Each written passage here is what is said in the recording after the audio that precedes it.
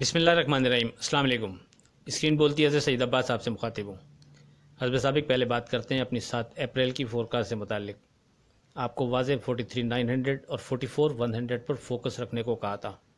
Market ने सुबह 44,349 का हाई बनाया और फिर गिरकर 43,900 को ब्रेक कर दिया।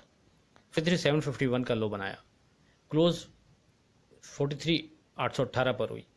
एडजस्टमेंट से पहले की बात कर रहा हूँ। मज़ीद क्या लगता है इस पर बात 8 अप्रैल की फोरकास्ट में करते हैं। टुडे स्क्रिप्ट की अगर बात करें तो आपको 11 स्क्रिप्ट कोट किए थे, उनमें से 7 स्क्रिप्ट पॉजिटिव रहे और 4 स्क्रिप्ट ऐसे थे कि जिन्होंने दिया गया स्टॉप लॉस ब्रेक किया। 8 अप्रैल की अगर बात करें तो 2 बड़ी खबरें आ चुकी हैं। एक तो शरह सूद में 250 बेसिस पॉइंट का इजाफा और दूसरा सुप्रीम कोर्ट ने डिप्टी स्पीकर की रोलिंग कलअदम करार दे दी है।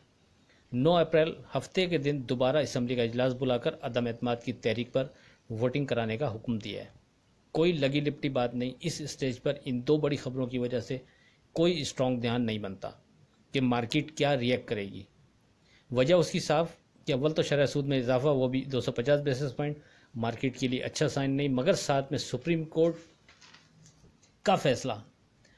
अगर आप तहरीक अदम एतमाद पेश करने से लेकर 3 अप्रैल को वोटिंग वाले दिन तक की मार्केट की ट्रेडिंग को देखें तो तहरीक अदम एतमाद वाले दिन जबकि तकरीबन पोजीशन क्लियर थी कि नंबर गेम में अपोजिशन जीत रही थी, तो मार्केट 44,600 को सपोर्ट बरकरार रखे हुए थी।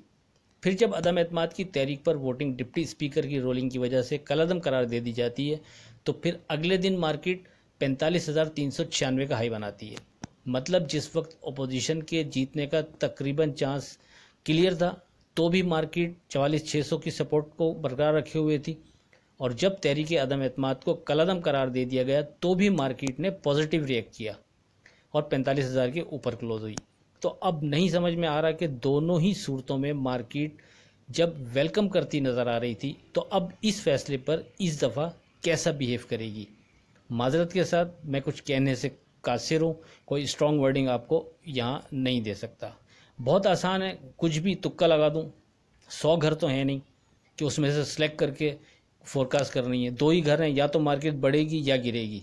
मगर माजरत के साथ मैं अमूमन स्ट्रॉन्ग ध्यान नहीं बनाओ तो फिर आप लोगों से डिस्कस नहीं करता और एक कदम पीछे हटकर खड़े हो जाते हैं। इसमें हम कोई वो महसूस नहीं करते शर्मिंदगी अपने आप में।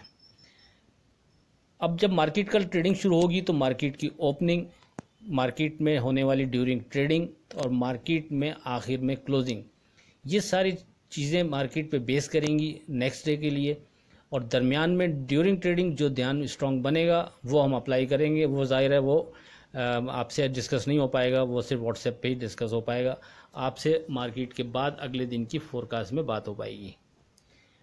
लेकिन अब सवाल ये कि मार्केट बहरहाल ट्रेड तो करेगी मार्केट, अब हम क्या करें। तो सेफ ट्रेड के लिए हम फिर अपने लेवल्स को फोकस करेंगे।